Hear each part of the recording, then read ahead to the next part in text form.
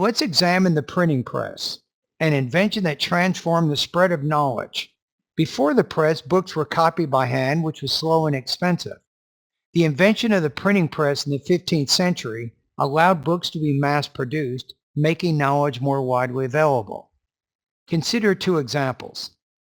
The first example is education in Europe. Before the printing press, only the wealthy could afford books. With printed text, schools had greater access to learning materials.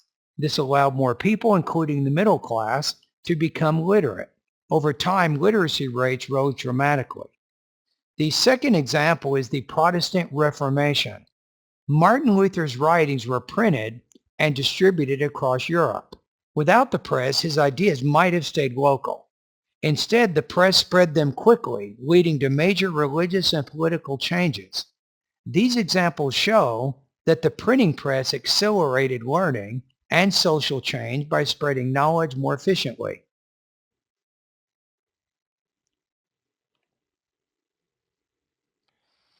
The professor explains the impact of the printing press. Using examples from the lecture, explain the concept and how the professor illustrates it.